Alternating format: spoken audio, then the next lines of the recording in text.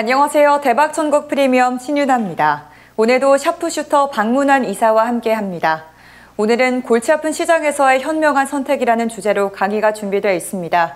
최근 세계 증시는 긴박한 한 주를 보냈습니다. 영국의 리즈 트러스 정부가 발표한 정책으로 영국은 물론 미 채권 가격 역시 동반 폭락했는데요. 이후 영국의 트러스 총리는 정치적 발언을 지속적으로 바꾸면서 시장의 혼란을 초래했습니다. 박문환 이사께서는 영국의 정치적 문제가 시장을 흔들 수 있었던 이유로 두 가지를 짚어주셨는데요. 이 두 개의 궁금증을 해소해 나가면서 긴박했던 일주일을 정리해 주신다고 합니다. 네, 그럼 박문환 이사의 스페셜 리포트 지금 바로 시작합니다. 시청자 여러분, 한 주간 편안하셨습니까? 정말 긴박한 일주일이었습니다. 영국의 리즈 트러스 정부가 갑자기 대규모 감세안과 92조 원에 달하는 보조금 정책을 발표했을 때 영국은 물론이고 미국의 채권 가격이 동반해서 폭락하는 이 초유의 사태가 벌어졌었습니다. 뿐만 아니라 크레딧 스위스라고 하는 대형 IB까지도 부도 위험에 빠졌다는 루머에 시달려야 했는데요. 실제로 56베이스포인트에 불과했던 CDS 프리미엄이 한때 450베이스포인트까지 올랐으니까요. 이 글로벌 대형은행의 파산은 결국 시스템 위기를 가져온다는 것을 우리는 리만 브러더스의 파산을 통해 잘 알고 있었기 때문에 이 트러스 정부의 대규모 보조금 정책이 얼마나 무모하고 위험했었는지를 알 수가 있겠습니다. 이 주말 영국 증시가 끝나고 나서 리즈 트러스는 자신의 감세 정책을 밀어붙이겠다라고 강하게 선언했었어요. 그 바람에 주말장은 미국장이 다시 한 차례 큰 폭으로 하락을 했었죠. 하지만 그로부터 딱 하루 만에 트러스는 자신의 정치적 승부수였던 대규모 감세안을 전격 철회하겠다고 선언합니다. 이 감세 정책이 발표된 직후 장중에 1.03달러까지도 하락했었던 이 파운드화는 철회 소식이 전해지면서 수요일 새벽 기준 장중 1.1472달러까지 뛰면서 초강세를 보이죠. 미국 채권도 10년물 기준으로 지난주 4%를 넘나들던 것이 수요일 새벽에는 3.5%까지 하락하면서 빠르게 회복합니다. 하지만 그로부터 또다시 24시간 만에 트러스는 또 한 차례 말을 바꾸게 됩니다. 감세안은 도덕적으로 경제적으로 옳다라고 하면서 미국의 10년물 채권 수익률을 또다시 3.7%대까지 끌어올렸고 달러 인덱스는 그날 하루에 111대까지 치솟아 오르게 되죠. 참으로 변덕스러운 분이죠.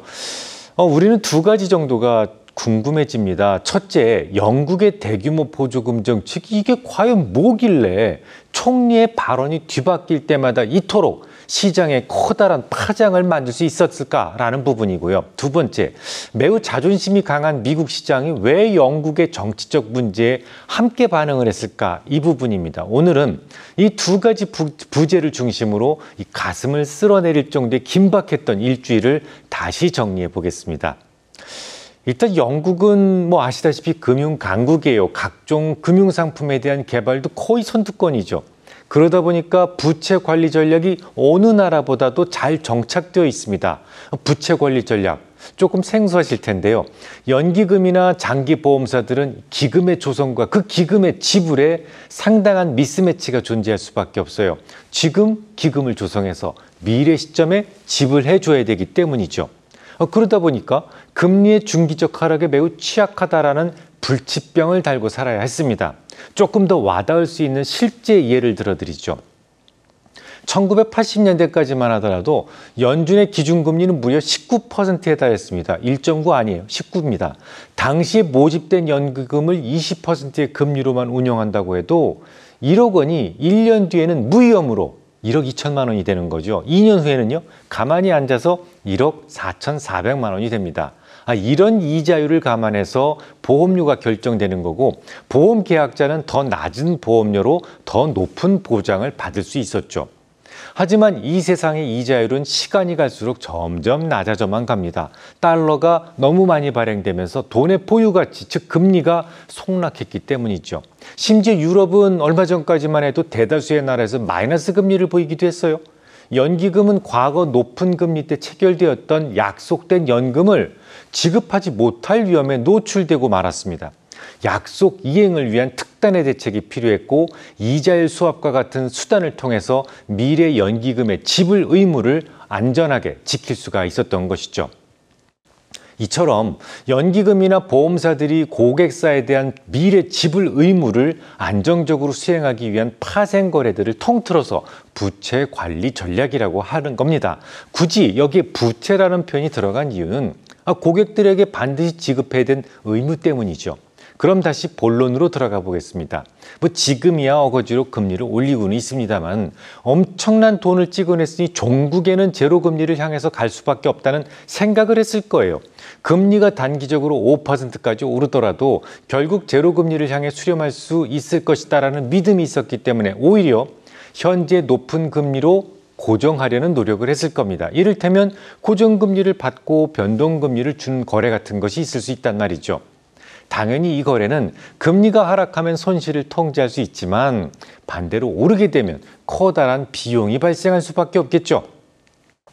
물론 최근 연준이 좀 더 강한 긴축 의지를 보이면서 터미널 금리 수준이 예정했었던 수준보다 좀 높아지긴 했습니다. 하지만 그 정도의 차이라면 충분히 연기금이나 보험사에서 커버할 수 있어요. 이미 제롬 파월이 시장과 충분히 소통을 했기 때문에 터미널 금리 수준을 대략 5% 전후로 생각하면서 전략을 계속 수정해 왔을 테니까 말이죠.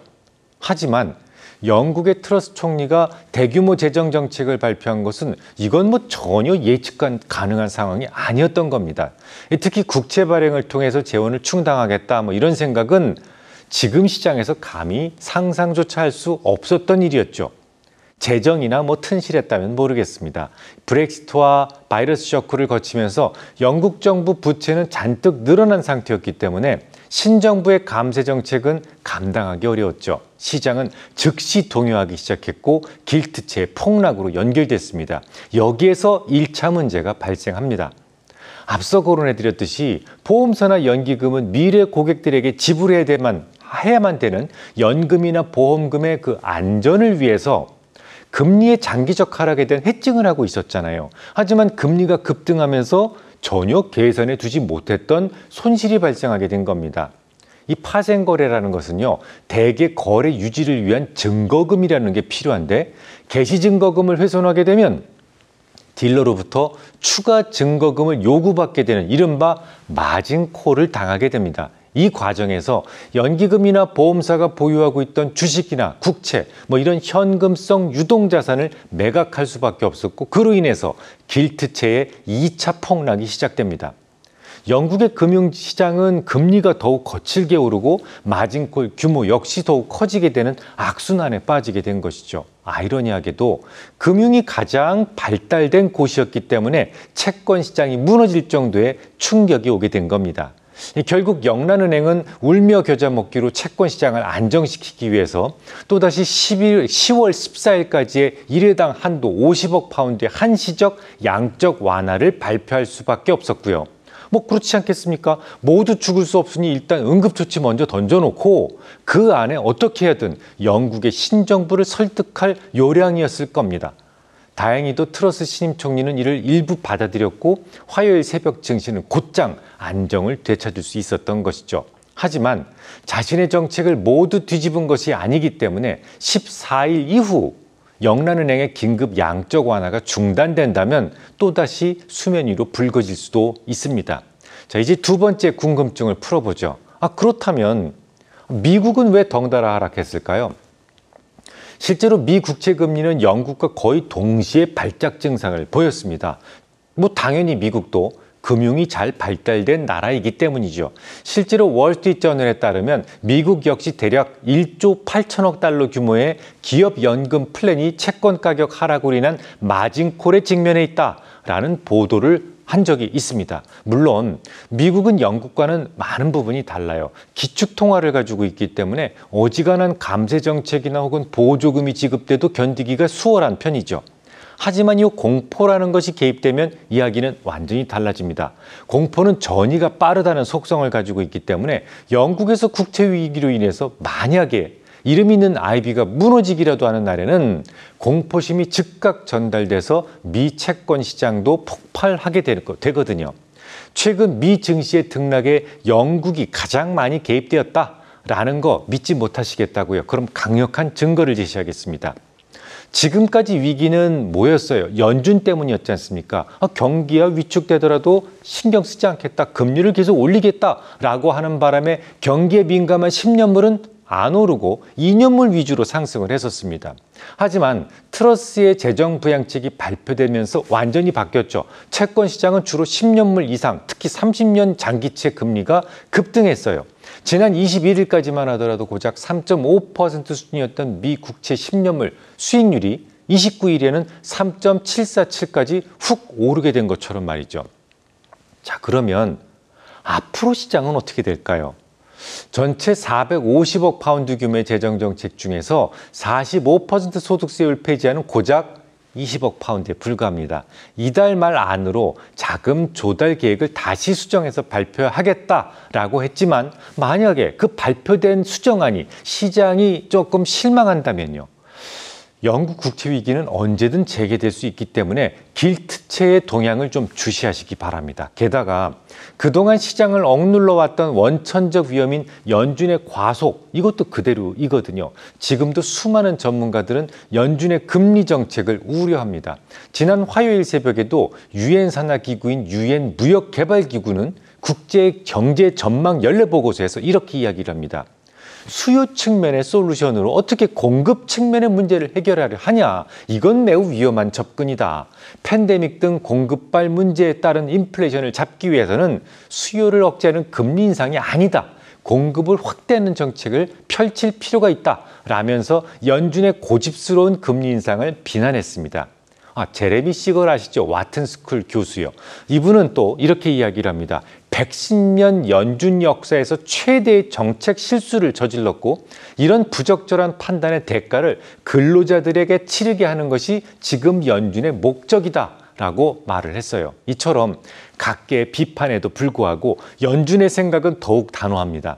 지난주에도 레이얼 브레이너드 연준 부의장은 이렇게 얘기했죠.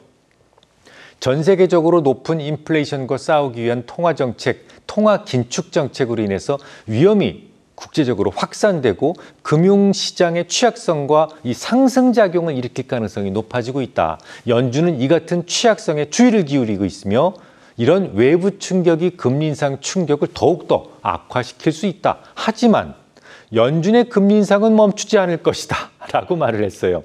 자신들은 통화 긴축으로 인해서 취약한 국가들이 위험해진다. 이거 다 알고 있다라는 겁니다. 하지만 그런 거 일절 개의치 않고 금리를 계속해서 올리겠다라는 것이죠. 심지어 블라드 총재는 지난 주말 영국의 금융 불안이 우리의 긴축을 막지 못할 것이다 라고까지 했어요. 영국은 미국에게 아주 특별한 우방입니다. 특별한 우방의 고충도 무시하겠다면 더 할 말이 없습니다. 조금 매정해 보이겠지만 몽둥이를 든 놈이 맞는 놈 아픈 사정까지 걱정하지는 않으니까요. 이번 주에도 연준의 통화정책의 외부 변수는 전혀 고려 대상이 아니다라고 못을 분명하게 박았어요. 결국은 연준이 지금 지극히 원하고 있는 것은 시장의 시스템 위기일 수도 있다는 말이 됩니다. 실제로 지금 현재 영국의 하이힐드 스프레드는 임계점인 600베이스 포인트까지 상승해 있어요. 언제든 시스템 위기가 터질 수 있습니다. 그렇다면 지금부터 추가로 30%는 더 하락할 수도 있다는 얘기가 됩니다. 그럼 어쩔까요? 지금이라도 매도해야만 할까요? 우선 이번 하락장은 좀 독특합니다. 1929년 대공황 이후로 주식시장과 채권시장이 동시에 폭락했다는 점이 독특한데요. 올 초 이후부터 지난 주말까지 S&P 500 지수가 23% 하락하는 동안 미 국채 10년물 역시 18%나 하락했거든요. 주식이 상승하면 채권은 하락하고 주식이 하락하면 채권은 상승하는 것이 대원칙이었는데요. 이번 하락장처럼 채권과 주식이 동시에 하락을 하는 경우는 제 평생 처음 보는 기현상입니다. 물론 이유가 있죠. 고물가 때문인데요. 현금이라는 것의 구매력 기준 실질 가치가 하락하고 있는 시기이기 때문에 그렇습니다. 제가 수주 전에 스티키 물가를 설명드리면서 적어도 1년 동안은 물가가 빠르게 하락할 가능성이 희박해졌다. 그러면서 제가 힘내십시오라고 말씀을 드렸었는데요. 이 말은 현금을 보유한다면 당분간 매년 인플레로만 6에서 10% 정도를 앉아서 강탈당하는 상황이다라는 것을 의미합니다. 게다가 현금 가치의 추락은요, 한번 떨어지면 다시는 복원되지 않습니다. 그렇다면 요즘 같은 고물가 시대의 현금이나 현금 등가물은 투자 자산으로서 적합하지 않습니다. 반면에 주식은 내릴 수 있어요. 하지만 경우에 따라 오를 수도 있습니다. 실제로 지난 1차 오일 쇼크 때는 주가가 내렸습니다. 많이 내렸죠. 하지만 2차 오일 쇼크 때는요, 주가가 올랐습니다. 자, 그러면 1차 오일 쇼크와 2차 오일 쇼크는 똑같이 금리가 오르고 똑같이 물가가 올랐는데 주가만 궤적이 달랐다는 얘기예요. 구체적으로 어떤 차이가 있었을까요? 그 비밀을 보여준 분이 있습니다. 바로 노스캐롤라이나 주립대의 리처드 워 재무학 교수인데요. 그는 이렇게 설명을 했습니다. 인플레가 커질 때 금리가 오르는 경향이 있고 평균 명목 이익은 인플레이율이 높은 환경에서 더 빠르게 성장하는 경향이 있다. 이 점을 놓치는 실수를 명목 가치와 인플레가 조정된 실질 가치를 혼동하는 이른바 인플레이션 환상이다라고 한다. 인플레가 높은 수준일 때 이익이 같이 빠르게 성장을 하는데 이익의 현재 가치를 계산할 때 더 많이 할인되기 때문에 초기에는 주가가 하락하는 것이다. 하지만 인플레이션이 명목이익과 할인율에 미치는 영향은 시간이 지나면서 대체적으로 서로 상쇄되고 주가는 오르게 된다. 투자자들이 연준의 최근 금리 인상 발표에 주식에 대한 매도로 반응한다면 인플레 환상으로 인한 실수가 된다. 물론 약세장이 지속되지 않는다거나 혹은 증시가 지금 고평가 상태가 아니다라는 얘기는 아니다. 사실 약세장으로 인해 많이 떨어지긴 했지만 여전히 지표에 의하면 증시는 고평가돼 있다. 단지 나의 논지 요지는 금리 상승한다고 해서 증시가 하락해야 되는 추가적인 이유가 되지 않는다는 것이다 라고 말을 했어요. 물가 상승 초기에는 할인율이 더 높게 작용을 해서 주가가 하락한다라는 거예요. 주식이 주는 미래 배당 가치는 더 높은 할인율일 때, 그러니까 금리가 높을 때 작아지거든요. 빠른 속도로 올리면 이게 더 작아지기 때문에 빠른 속도로 주가가 떨어진다는 겁니다. 하지만 시간이 지나면서 명목 이익과 할인율에 미치는 영향이 서로 상쇄되고 주가는 결국 상승으로 전환된다는 거예요. 그러니까 현재 주가를 매도하는 것은 실수라는 겁니다. 또한 주가가 많이 하락했다라고 하지만 아직도 저렴하지 않다고 했는데요. 이 부분에서도 제가 예전에 설명을 드렸었죠. ETF 증폭 효과. 그래서 떨어질 때 더 많이 떨어지고 올라갈 때도 더 많이 올라간다라고 말씀을 드렸어요. 그래도 조금 걱정이시라고요. 그러면 월가에서 가장 보수적인 시각을 가진 모건 스탠리의 보고서를 하나 더 소개해드리죠. 모건 스탠리는 우리나라를 콕 집어서 매수 의견을 냈습니다. 일본을 제외한 아시아 태평양 신흥국 내 자산 배분 포트폴리오에서 한국을 1위로 제시한다라고 했어요. 코스피의 절대 하한선 주가 수익 비율은 PER 7.5배수 2,000포인트 주변이 될 것이다 라고 말이죠. 그러면 모건 스탠리가 한국을 콕 집은 이유는 뭘까요? 반도체 때문입니다. 우리나라는 반도체 공화국이니까요. 4분기나 내년 1분기에 저점이 될 것이고 주가는 조금 더 먼저 반영된다는 특성 때문에 한국 시장에 대한 매수가 적절하다라는 것이죠. 지금 말입니다.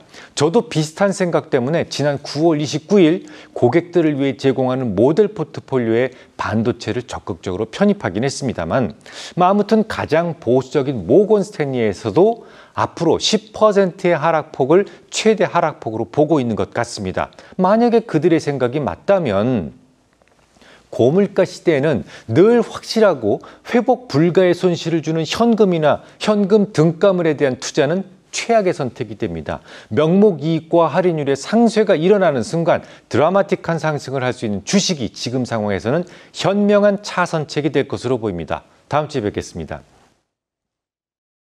네, 오늘 준비된 내용은 여기까지입니다. 오늘은 골치 아픈 시장에서의 현명한 선택을 주제로 강의해 주셨는데요. 박문환 이사께서는 지난 일주일 시장의 혼돈 상황을 두 가지 궁금증을 해소해 나가면서 분석해 주셨습니다. 첫째로 영국 정부의 대규모 보조금 정책이 재정이 튼실하지 못한 영국 정부의 예측 불가의 상황으로 작용했고 이것이 길트체의 폭락으로 연결됐다고 분석해 주셨고요. 둘째로 전이가 빠른 공포심이 미국 시장에 빠르게 전달되며 미 채권 역시 폭발하게 되었다고 이야기해 주셨습니다. 또한 박문환 이사께서는 이 상황 이후 앞으로 시장 전망에 대해서도 다뤄주셨는데요.